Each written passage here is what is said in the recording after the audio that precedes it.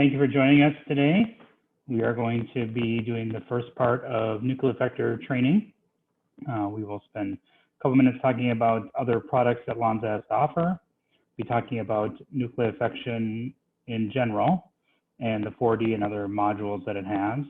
And also then we'll be diving into the protocol and hints and tips for successful nucleofection.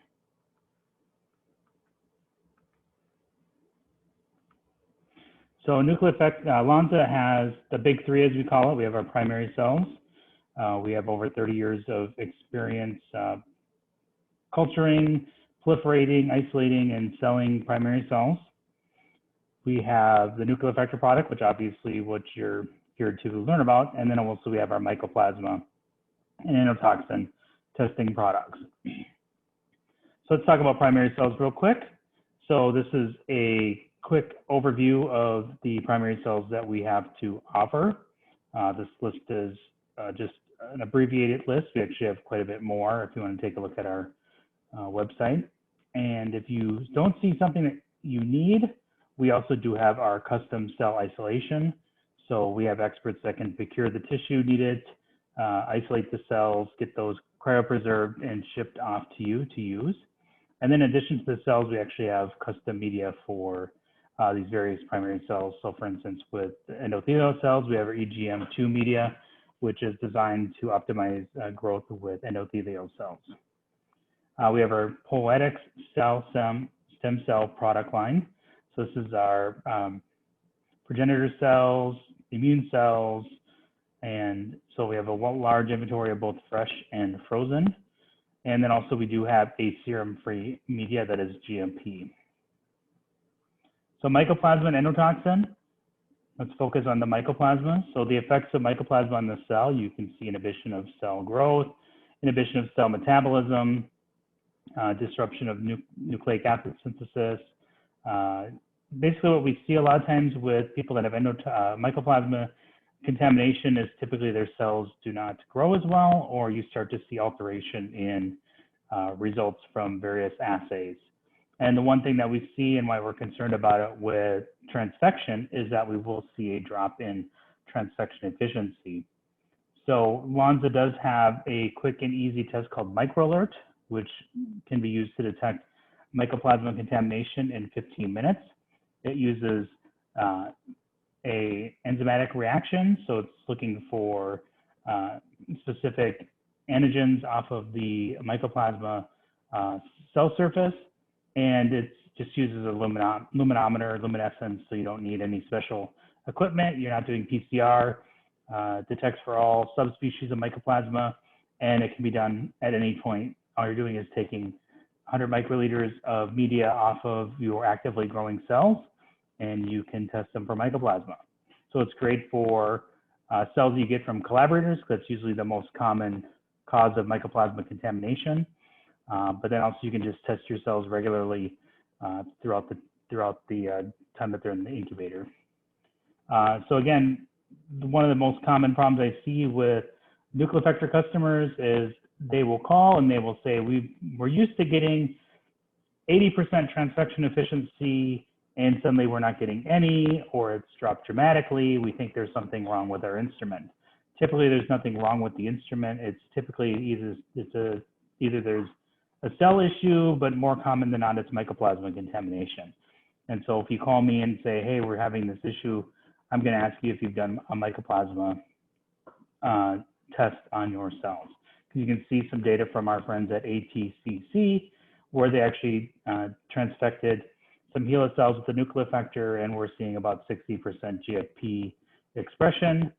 They contaminate those cells with mycoplasma, and that transfection efficiency dropped to about 23%. So almost a 50% drop in transfection efficiency. So again, one of those things that to keep an eye out for. All right, let's talk about transfection. So the Nucleofector is different than other electroporation methods on the market. We have a combination of our system, which uses a unique proprietary electrical pulse to poke holes in the membranes, both the cellular and the nuclear membrane. We have specific solutions, so we've designed our solutions to work with specific cell types So you'll see we have various kits, and that's different than other electroporation systems on the market, which basically it's a one-size-fits-all solution. So that's a difference. So the pulse, the buffers, and then also we have optimized protocols. So we have a large R&D department in Cologne, Germany that is actively developing new protocols and enhancing the technology. And so we'll point out where you can actually find optimized protocols on our Knowledge Center in a little bit here. So how does Nucleofector technology work? Essentially, with any electroporation technology, you apply electrical pulse. It allows your constructs to diffuse into the cell. And unlike traditional electroporation methods, typically or lipid methods will get your construct into the cytoplasm, and then you need to wait for the cells to divide to get your plasmids into the nucleus. Here we're actually able to deliver the constructs directly to the nucleus in addition to the cytoplasm. So you say, well, prove it to me. Well, here's actually some cells that we stained and transcripted in a fluorescent particle, our GFP. We stained the nucleus and we overlaid the images, and you can see that you'll see the GFP expression. You'll also see the fluorescent dyed labeled, distributed equally throughout the cell. So what does this mean? It means that really we're able to deliver any construct into your cells using the same parameters that you've used. So if you're transcripting in plasmid or mRNA or CRISPR-Cas9, RNPs, anything, you're going to be able to use the same basic protocol for your cell type. So it's going to be the same buffer and same pulse code no matter what you're trying to transfect in. That's nice because then you don't need to rewrite your protocol every time you're doing something or re-optimize. Really the only optimization that you really might need to do is with your CRISPR-Cas9 constructs is to optimize what the ideal amount of each component is to get your efficiency, your editing transficiency. And then for RNAs, a lot of times it's figuring out how much RNA you need to be able to get over the internal nuclease activity that takes place inside the cells. But again, it's just testing how much construct you need, but the parameters are going to stay the same. So here, this may hopefully look familiar to you. This is the Nucleofector 4D system. As we mentioned, it is modular. So you may be proud owners of the core and the X. The core unit is required to operate all the different modules that are available. It's the computers, the operating system. You can see that we have the X unit here, which utilizes the 16-well 20 microliter strips. And there's also then the 100 microliter cuvettes. So you have both configurations that you can work with the X unit. We do have our Y unit, which is for our adherent cells. So this is for neurons or any type of cells that you really don't want to detach from the plastic, and it works with a 24-well plate. And so this is another module that is available for research that needs to do cells adherently. We do have our 96-well shuttle system. So again, it's using the same 20 microliter strips that you're using with the X unit, but in a 96-well plate configuration. So this is nice if you're doing large volume screens. Can be automated and put on a liquid handling system. So the other major benefits of the Nucleofector is obviously you'll find out the system is very easy to use, touch button screen interface. You can read through the rest. So let's get into the actual protocol. So this is a little checklist that we've come up with that allows you to be able to walk through the protocol, get it set up, pin this up on your incubator screen, on the incubator so that you can look at it whenever you want. So the first step that we always recommend is setting up your recovery plates. So if you're using the 20 microliter, we recommend a 96-well plate. You're not locked into that. It's just what we recommend. And the 100 microliter cuvette, we recommend typically a 12-well plate. But what you're going to want to do is you're going to actually want to set the plate up, add your media that you would just traditionally use for expanding your cells into the plate or the well or the dish or wherever the end plate for the endpoint for the cells are. You want to put them in, put media in there and put it in an incubator. It may seem like a very small, simple step, but it's one of those things that we really find really improves your cell viability, is to get your recovery plate set up and get the media in there so it can get all nice and happy. And also we do recommend setting aside some extra media for adding it to the cuvette or the well later on. So again, just getting some media set up, setting it in an incubator and letting it go. The next step is setting up your Nucleofector master solution. So if you look at your kit, there are two solutions. There's the Nucleofector solution, and there's the supplements. The Nucleofector solution will be P1 through P5, SC, SF, or SG, depending on the cell type that you're using. And the supplement is actually the enhanced solution that helps keep the cells open for longer. And what we do is we recommend you set up and mix up fresh master solution every time you're getting ready to do transfections. And the other reason is once you've mixed the Nucleofector solution and the supplement together, it is only good for 90 days in the refrigerator.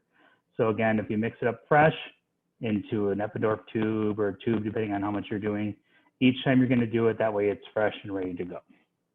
All right, so then the next step is count your cells. So we recommend counting your cells every time. I know that you guys have been probably working with this cells type for a long time. You know that after a certain number of days of a certain number of passages, you should have this many cells available. Well, sometimes cells don't work quite as well as you had hoped, and maybe you have too many cells, or maybe you don't have enough cells. And I see this often with people doing the experiments, is that they assume that they're going to have so many cells available, but they may not. That's why we recommend counting them. And what we do for counting is, as you know, you would, if the cells are adherent, you would use some kind of enzymatic reaction to get them lifted out to plate, whether it's trypsin. You would inactivate the trypsin by adding media and then counting the cells. And then from there, depending on the number of cells that you need for your reaction, you can aliquot those out and spin the cells that you need. Now, centrifugation of the cells, that's another key spot. So again, first one is making sure you have your recovery plates ready. The second one is watching your spin speeds. This is often a common occurrence where cells are overspun. We see viability issues because you're flattening the cells. We also see lower transfection efficiency because, again, that flattening of the cells reduces the surface area available.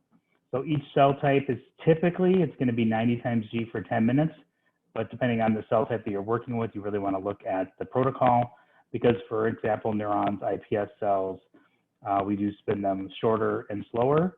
And if you're doing something like a T cell or jerk-it, we do spin those faster and longer. Then from there, you'll remove all the media from your cell pellet. And again, this is really important to make sure you get all the media off your cell pellet. You want that to be white. If you leave a lot of media on there, you're going to see a drop in transfection efficiency because you're diluting out your construct and you're diluting out the buffers that create the environment to get the best transfection efficiency. And there's a lot of techniques on doing it. If you have questions about that, please let me know. And then from there, you're going to resuspend the cells with that master solution that you've made up. And then you're going to add your substrate. So we recommend not having it any more than 10% of the total volume. So we do have some recommendations based on your construct. So if you're doing plasmids, we have recommendations. mRNA, we have recommendations. And if you're doing CRISPR-Cas9 gene editing, we also do have a white paper that actually goes over the different amounts of various constructs that we recommend based on the type of CRISPR editing that you're doing, whether it's plasmids or RNPs or mRNAs, so forth. Then once you have that all mixed up and nice and homogeneous, you'd add those to your transfection vessels, and then you would transfect those cells. So I'd be putting them in the machine, which we'll go over in the next video, and applying the electrical pulse. And then if you are using the 4D we recommend that you can leave those cells undiluted for up to 15 minutes.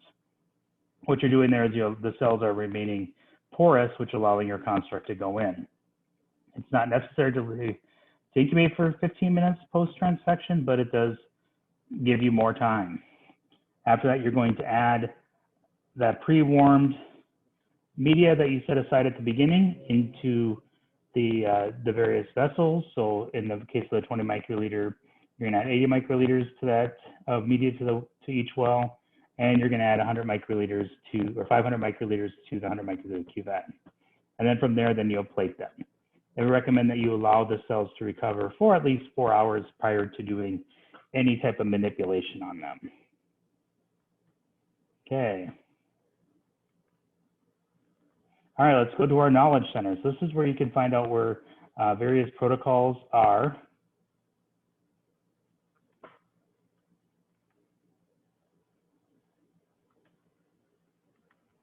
All right, so here it is. So you actually, it uses a search menu, so you can actually type in a specific cell type.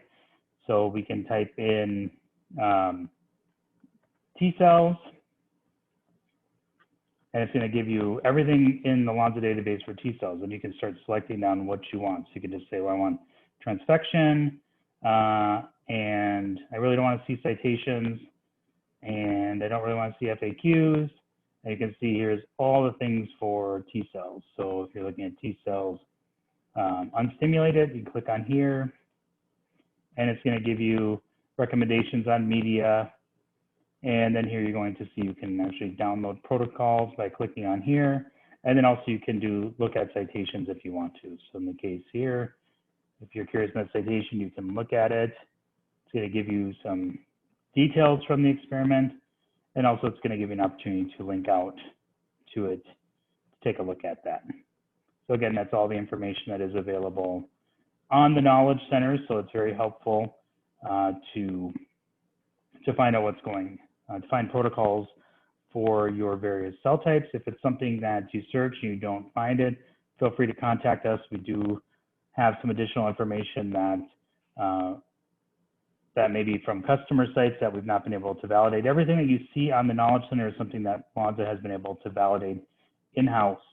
So we don't want to share information unless we've validated, but we do have some information that comes from customers that we can maybe give you some directions on what to do.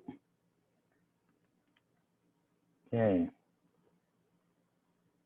All right, so let's talk about tips of getting the most out of your nucleofection. So again, this is some of the stuff, this is just stressing what's already been discussed. We recommend setting up your plates in advance and putting them in the incubator. Okay, we recommend using cells at low passage numbers and looking at the confluency that we recommend. So again, the cells are too overconfluent, they're going to be stressed and you're going to get poor results. We've also seen where if you're using cells that are really, really old, high passage number, maybe have been high passage number and frozen and thawed multiple times, we have seen drops in efficiency and with those cells. So again, high quality cells go in, good out. Limiting the exposure to trypsin. So again, making sure you're not leaving them in there for an extended period of time. Again, counting your cells. Again, making sure that your cell count is on. Using high quality DNA. So again, that's another issue that we see sometimes where you're using endotoxin. There's endotoxin contamination in your kit and your DNA. The DNA is nicked. You can see a drop in results. And then also just making sure you really watch your centrifugation speed. And the last thing that I didn't mention before, but after the transfection, the cells are very fragile. And so we really do not recommend excessive pipetting up and down. So the problem with that is that the mechanical stress of being pipetted up and down will shear some of your cells. So if you over pipette them after they've been transfected, you will see a lot of dead cells. So we recommend just gently pipetting up and down one time and then putting them into the recovery plate. So again, stressing this again, the 4 horsemen of nucleofection. So get your media and reagents ready before you touch your cells. Do not overspin your cells. Make sure that your cells have high quality constructs that are endotoxin free. And last but not least, don't kill your cells by pipetting them up and down too aggressively. Here's some FAQs that we're going to go over real quick. So if I do have a 16-well strip, do I need to use all the wells at once? No, there's actually a video that you can find on here that talks about how to use your 16-well strips to fully utilize all 16. Do the kits expire? Yes, they are good for typically 2 years from the date of manufacture. So typically you're going to see the kits have anywhere from a year to 18 months of shelf life when you get them. But again, do not mix your Nucleofector solution in your supplement because it's only good for 90 days in the refrigerator. And the last thing, which you'll again see, there's another video on it, that the screen will only lower when the device is powered on. So when the device is on, you can pull it gently towards you. That will release the magnetic lock and allow you to lower it. So again, there's a video that shows you how to do that. With that in mind, I thank you for taking the time to watch this video, and please let us know if there's any questions. And again, if you want to take a look at how the instrument runs, just check out the other YouTube video.